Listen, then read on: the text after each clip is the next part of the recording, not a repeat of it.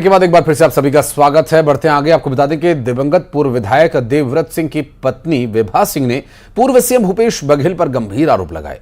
हाल ही में भूपेश बघेल ने कहा था कि वो किसी विभा सिंह को नहीं जानते। बघेल के इस बयान पर विभा सिंह ने एक वीडियो जारी किया। विभा सिंह ने कहा कि उनका मानसिक संतुलन बिगड़ गया है। क्या वे अपनी पत्नी को भूल गए हैं? क्या वे अपनी ओएसडी सौम्या चौरसिया को भूल गए हैं? विभा ने आरोप लगाया कि भूपेश बघेल राजनीतिक रोटियां सेक रहे हैं।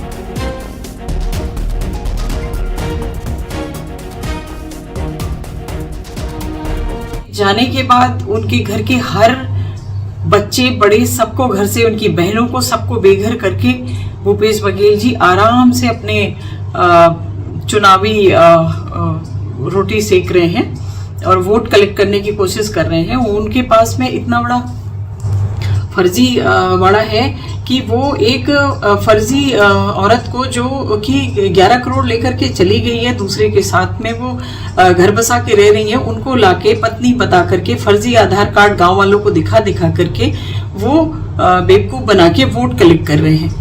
ये बहुत ही शर्म की बात है।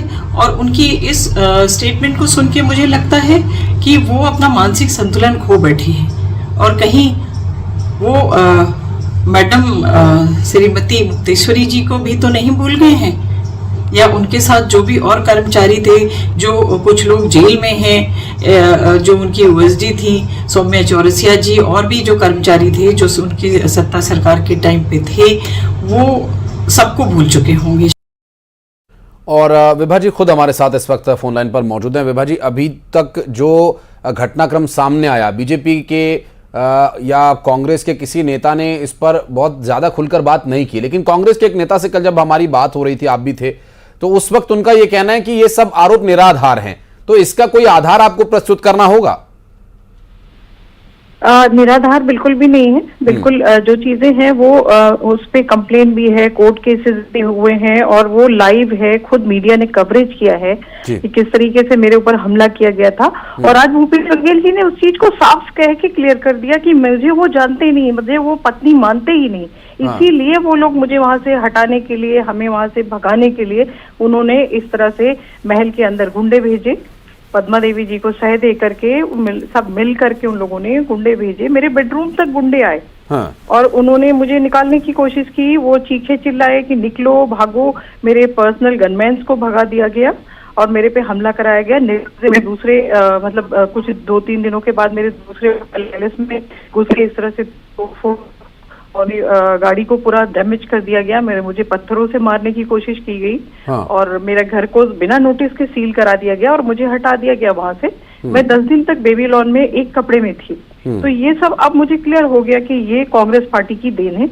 और ये राहुल जी, प्रियंका जी और सोनिया जी को समझना चाहिए, सोनिया गांधी जी को समझना चाहिए कि एक महिला जो वो खुद पति खो चुकी हैं, उनको ये एहसास होना चाहिए कि कोई महिला जो अपना पति खो देती है उसके साथ ऐसा अत्याचार उनको नहीं करना चाहिए। वो मेरे दुख को अगर वो नहीं समझ सकती हैं तो मैं किससे और बोलूं। उनको समझना चाहिए कि उनकी पार्टी ने मेरे साथ किस तरह का किया। जब मेरे पति के स्वर्गवास हुए 2 महीने हुए थे, मुझे घर से निकाल दिया। जी बिल्कुल विभा जी, ये एक दुख की, एक परेशानी की बात तो जरूर है। किसी साथी का जाना स्वाभाविक रूप से, लेकिन ऐसे में प्रताड़ित करना किसी व्यक्ति का, वो ये कह रहे हैं कि वो आपको जानते ही नहीं हैं और इस बात के भी साक्ष्य आपको दिखाने होंगे। अब क्या आपने इसमें पुलिस की सहायता लेने की कोशिश की? जी बिल्कुल। जाने कितने मैंने कंप्लेन लिखवाए। मैंने कोर्ट में सुरक्षा, मैंने सीएम साहब को लेटर लिखा कि मुझे सुरक्षा चाहिए, मेरी जान का खतरा है, मैं खैरागढ़ कैसे जाऊं। उन्होंने कोई संज्ञान नहीं लिया, बल्कि मेरे पर्सनल गार्ड को पुलिस वालों ने भगा दिया। वो उनको भगा दिया। उसके बाद मैंने कोर्ट में, हाई कोर्ट में डाला। हाई कोर्ट ने फटकार लगाई कि किस तरीके से छत्तीसगढ़ को बिहार बना रखा है। तब कहीं जाकर के मुझे सिक्योरिटी मिली, मुझे पर्सनल गार्ड्स मिले, तब मैं खैरागढ़ गई हूँ 4 महीने के बाद। मैं 4 महीने तक एक अपार्टमेंट लेकर के रायपुर में रह रही थी। मेरे पास कपड़े नहीं थे, मैंने कपड़े खरीदे और तब मैंने पहना। और आज तक मेरा घर बंद है, बगैर नोटिस के बंद किया गया था। जी, मुझे क्या अभी भी आपको खतरा महसूस हो रहा है? क्या अभी भी आपको डर है? थ्रेट्स मिलते हैं क्या आपको कोई? अब मुझे फिर से डर हो रहा है। मैं डर, अभी तो मैं मजबूत हो गई थी कोर्ट से सुरक्षा मिलने के बाद, और बीजेपी आने के बाद। लेकिन मुझे ये डर है कि अगर कहीं भूपेश बघेल जी जीतते हैं और उनका या कांग्रेस जीत जाएगी तो शायद मेरी पॉसिबिलिटी नहीं है कि मैं छत्तीसगढ़ के अंदर एंटर कर पाऊं। लेकिन विभा जी एक बात जो दर्शक भी जानना चाह रहे होंगे, और चूंकि आपके पति पब्लिक फिगर थे, पॉलिटिक्स में एक्टिव थे, तो ये निश्चित रूप से एक सवाल लोगों के मन में उठता है, आप इस अन्याय की लड़ाई के लिए क्या राजनीति का रुख कर सकती हैं? क्योंकि पावर हाथ में होती है तो आप अच्छे से लड़ाई लड़ सकती हैं अपनी।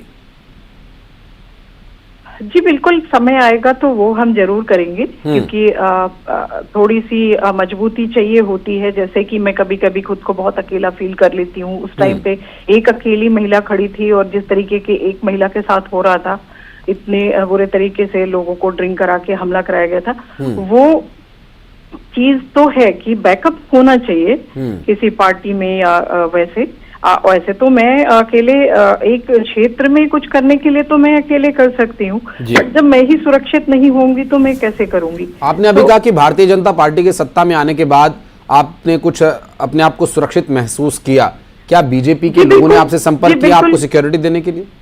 जी बिल्कुल, क्योंकि मैं यूपी से हूँ।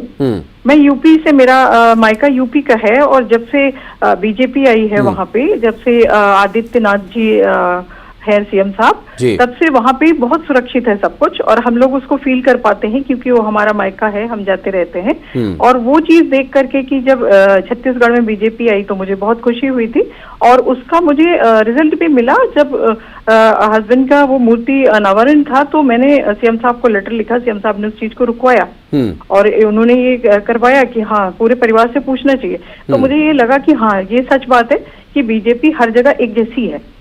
तो हमारे साथ अनिल जी जुड़ गए हैं कांग्रेस पार्टी से। अनिल जी, इतने गंभीर आरोप विभा जी लगा रही हैं भूपेश बघेल पर कि वो सत्ता में रहते हुए कई बार उनको इस तरह से धमकाया गया, डराया गया, उनके घर तक हमला पहुंचाया गया। अनिल जी, क्या इस पर कांग्रेस पार्टी कोई सफाई देना चाहेगी?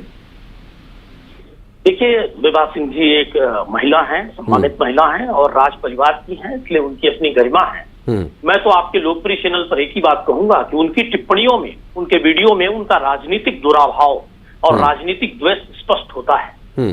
माननीय स्वर्गीय देवव्रत सिंह जी से मैं व्यक्तिगत रूप से जुड़ा रहा हूं।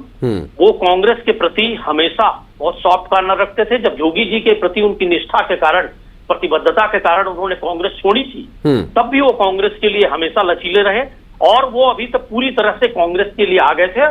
और माननीय देवव्रत सिंह जी किस तरह से परिवार से आहत से, विभा सिंह जी से आहत थे, इस बात को सारे लोग जानते हैं। खैरागढ़ की जनता जानती है, प्रदेश की जनता जानती है। बहुत से ऑडियो और वीडियो वायरल हुए इस संदर्भ में। मैं उस राज परिवार के सम्मान के कारण कुछ कहना नहीं चाहता, बस एक ही रिक्वेस्ट करूंगा कि विभा सिंह जी को, उस राज परिवार की गरिमा को मेंटेन करना चाहिए। हिंदुस्तान में खैरागढ़ एक ऐसा राज परिवार रहा है जो पूरी तरह से हिंदुस्तान की राजनीति में कहीं ना कहीं एक गंभीर राज परिवार रहा है, गरिमामय राज परिवार। अनिल जी, जो बातें विभा जी ने अभी कही हैं, मुझे लग रहा है कि आपने सुनी भी होंगी।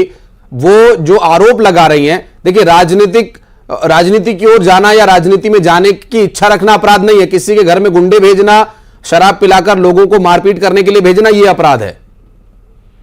देखिए, मैं आपको बता दूं, हिंदुस्तान में न्यायालय भी है, परिवार नाम की एक चीज दायर होती है। इतना बड़ा राज परिवार है, इतना सक्षम राज परिवार है, अगर पुलिस और सरकार कार्रवाई नहीं हो करती तो न्यायालय में सीधे परिवार दायर किया जा सकता है। पूरी तरह से अनर्गल राजनीतिक द्वेष से दिए गए बयान है, आरोप है। भूपेश बघेल जी छत्तीसगढ़ के निर्माण के बाद किसानों पर केंद्रित राजनीति, ग्रामीण अर्थव्यवस्था पर केंद्रित राजनीति उन्होंने करके पूरे हिंदुस्तान का ध्यान किसानों की ओर अग्रसर किया। इस प्रदेश में जहां 3 से 5 किसान प्रतिदिन आत्महत्या करते थे, उस प्रदेश में किसान खुशहाल हुए और भारतीय जनता पार्टी को भी कृषि पर केंद्रित राजनीति करनी पड़ी।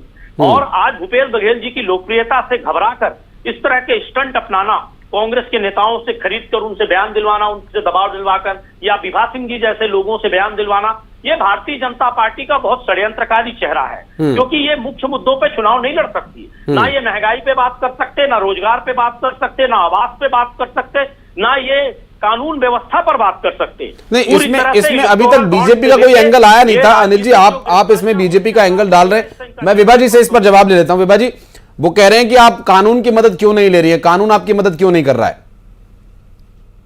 तभी तो मुझे सुरक्षा मिली है कोर्ट से। जी, कोर्ट से मुझे सुरक्षा मिली है तभी तो मैं खैरागढ़ जाती हूँ, जी कानून की ले तो रही हूँ। अब उन्हीं को संरक्षण, चूंकि कांग्रेस थी तो कांग्रेस उनको सपोर्ट कर रही थी। कांग्रेस ने कभी उनके खिलाफ कोई एक आदमी अरेस्ट नहीं हुआ। विक्रांत सिंह जी ने छोटा सा बलवा किया था और एफआईआर हो गया था, वो लोग उनके साथ में उनको अरेस्ट किया जा रहा था। और हमारे यहाँ इतना बड़ा बलवा हुआ था, इतने बड़ा पूरा का पूरा प्रशासन की भी गाड़ियां टूटी थी, लेकिन एक आदमी अरेस्ट नहीं हुआ था। और देवव्रत सिंह जी ने कांग्रेस खुशी से छोड़ा था। किस तरह की झूठ कांग्रेस बोलती है वो मैं आज देख रही हूँ जी, किस तरीके से। बिल्कुल, बहुत शुक्रिया विभा जी आपका हमारे साथ जुड़ने के लिए। अनिल जी बहुत बहुत धन्यवाद आपका समय निकालने के लिए। बहरहाल देखना होगा कि आगे जब सिक्योरिटी मिली हुई है विभा जी को तो आगे